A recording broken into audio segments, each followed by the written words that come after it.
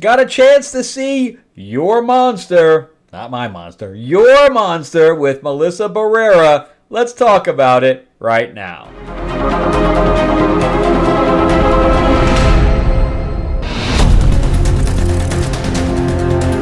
Welcome back to the channel, everyone. Thank you so much for spending time with me as we rant about movies, comic books, and television shows, as well as the occasional board game. I am your host, Frank Zanca. I'm an award-winning screenwriter, novelist, and comic book writer, as well as a filmmaker. And yeah, we just got our second issue in from Lords of LA. This is my vampire mob set in 1950s Hollywood. So this is the second issue, and this is the first. They are about 48 pages apiece. So combined, when I combine them, we're going to be at like a 100-page graphic novel. So yeah, we have plenty of vampire action. We have blood, sex, and gore in it. And anything you'd possibly want in a vampire book. The artwork is pretty good in here. But yeah, if you want a copy, let me know. I do sign them, and they will be available shortly. I just put the order in for that one I'm going to be fulfilling. So if you'd like one, let me know in the comments below. Plus, we're on our less than a week now for Myth Lords Classic Monsters card game with all of your favorite classic monsters, whether it's Dracula, Frankenstein, etc. Everything you need is in one box. There's also a Dark Oz expansion. All the artwork is done by Mark Spears, who does plenty of cover art for Marvel and DC, among others, as well as Spawn, etc. So you're going to have a good time with this, and the artwork alone is amazing.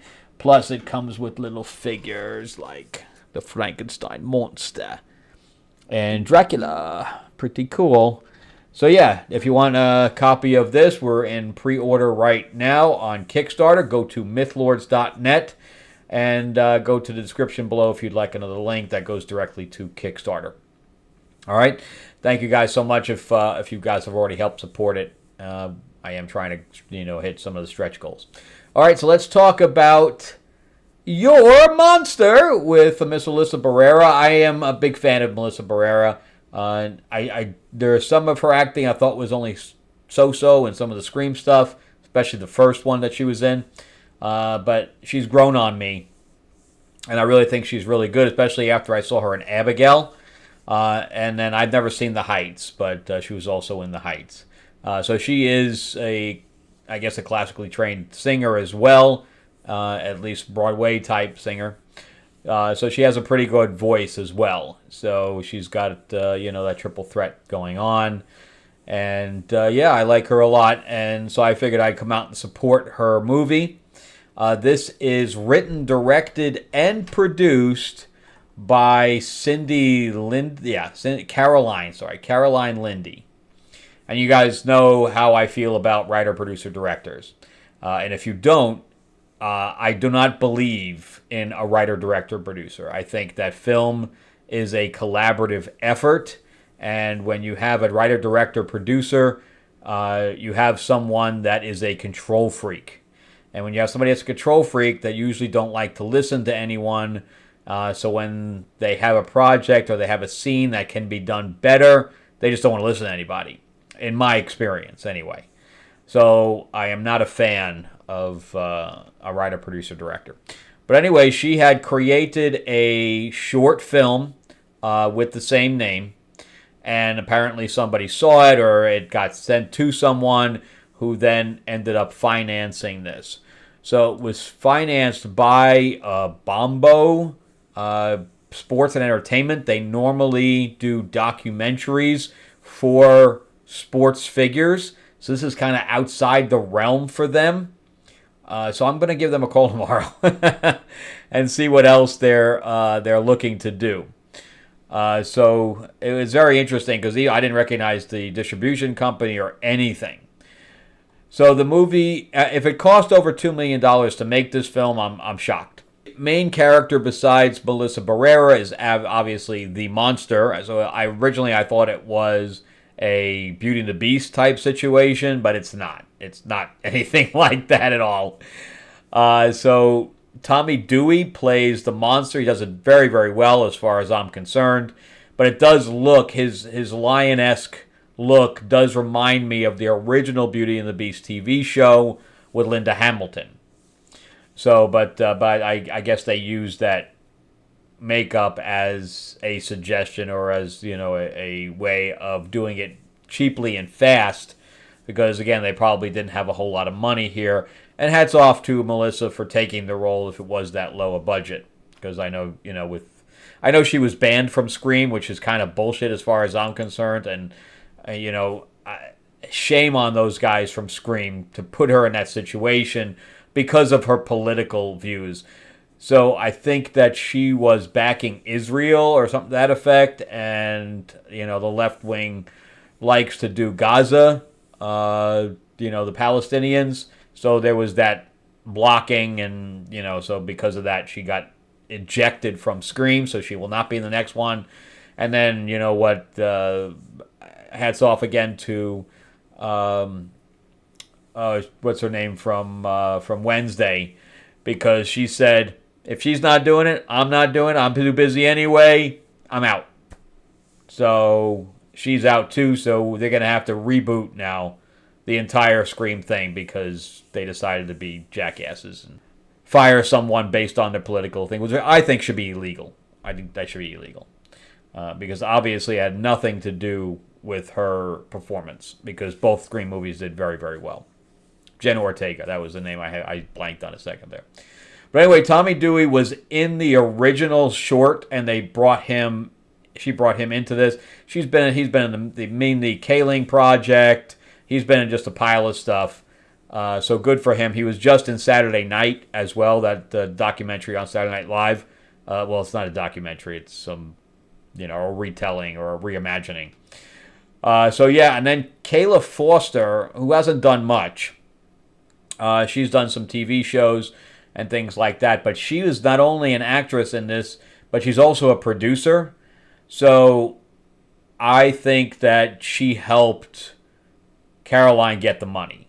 That's the only reason I thought she brought on as a producer. Normally, actors that are literally third or fourth on the call sheet do not get producing credits unless she had something to do with the money coming in or had some other role in the production itself. So all very interesting stuff. I have no idea how this got made, but coming from a short to a full feature and then being produced by the production company that normally does sports things is all just very, very odd. And then giving her the ability to write, produce, and direct when all she's done is shorts. This is her first film, her first feature. It's all just very, very odd. So good for her to getting that done, because that's a hard road to get over, a hard hurdle considering she's done nothing besides shorts prior to this. And then hooking with Melissa Berrera on top of that.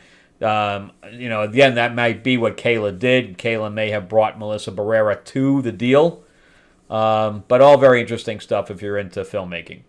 Now, as far as the actual movie itself, this movie is about Melissa Berrera's character, Laura, who is a entertainer. She is an actress on Broadway. She's an actress singer on Broadway. It was shot in New Jersey. She gets cancer.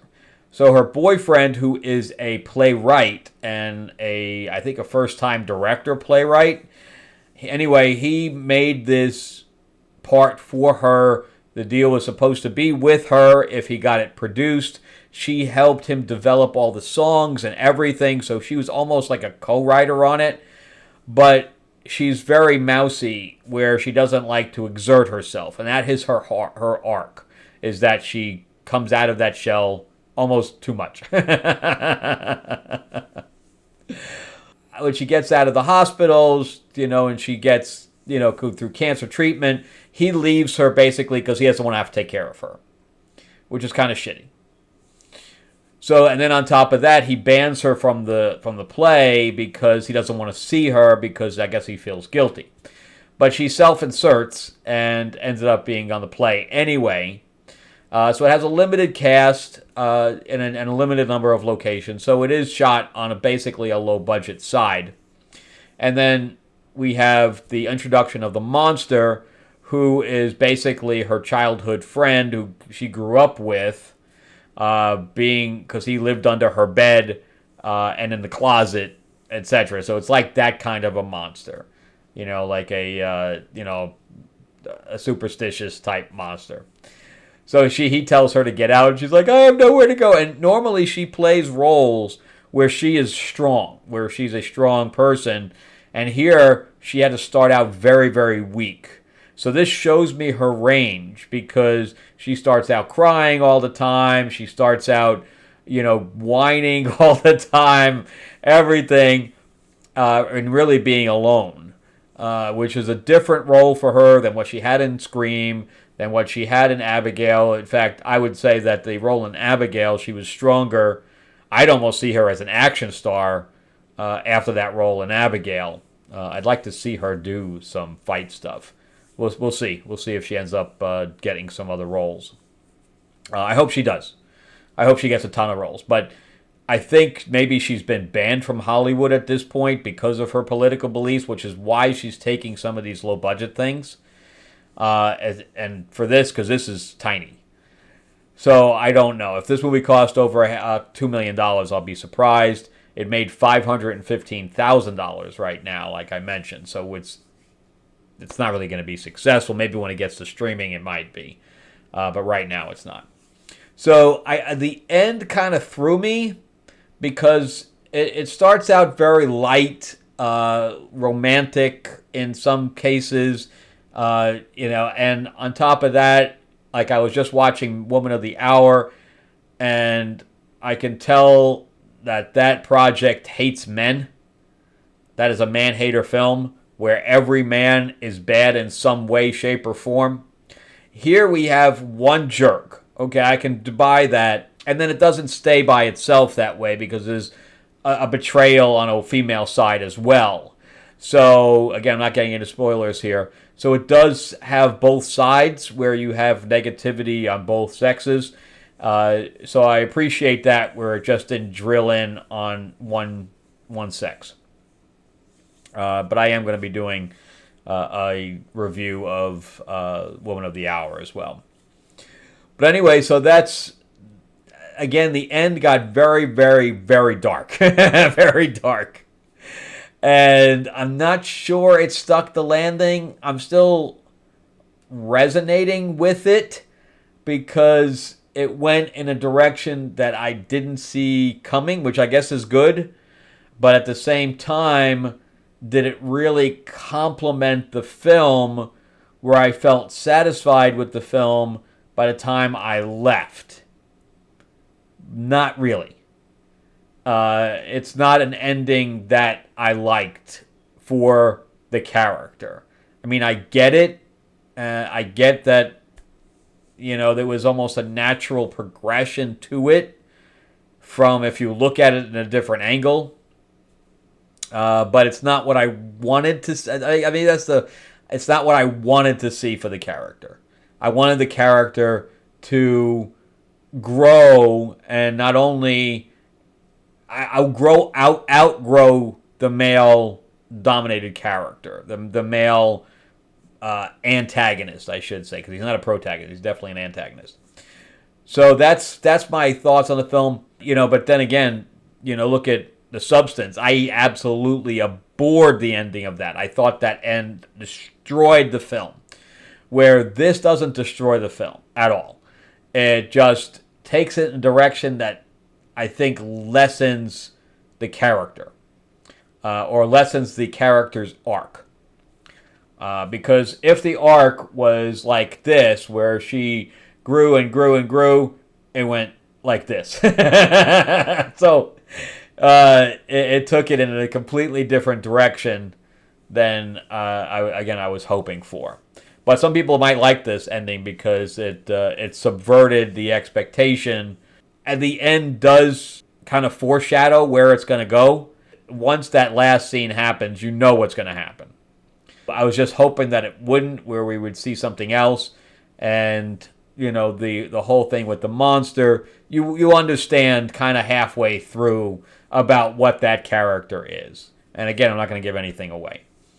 But is it worth seeing? Yeah, I think so. I think so. I think it has some funny moments to it. I think it has some endearing qualities. I think the acting is generally good. I think that the monster and her do have some chemistry that works. And I think that the antagonist did a good job because you generally hate the guy. So, yeah, that's it for me. I will give this probably a 7 to a 7.5. Maybe just a 7. It's better than average, but it's not a great film. But on that budget, what do you expect? You know, they're working with something that, you know, they have to keep contained to a certain degree. You know, we have a couple of scenes in the hospital. We got, you know, some scenes in the theater. And then we have some scenes in the apartment. And that's it. Really, it's only got that many locations. So, you know, hats off to them for getting it done and her getting short getting turned into a feature. So that's it from me. Thank you guys so much for watching. I greatly appreciate it. Remember to give me a like. If you can, give me the thumbs up. Click that button. And if you can, click the subscribe button as well and ring that bell ding ding. I appreciate that as well because I am trying to grow the channel out.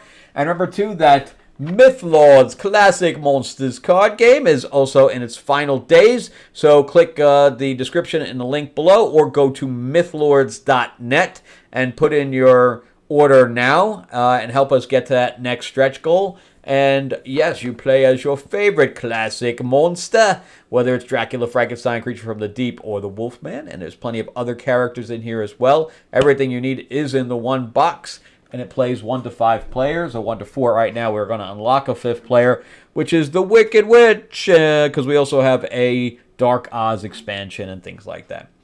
Anyway, check out some other videos as well. Thank you guys so much for watching all the way to the end, and I will see you in the next one. Have a great week.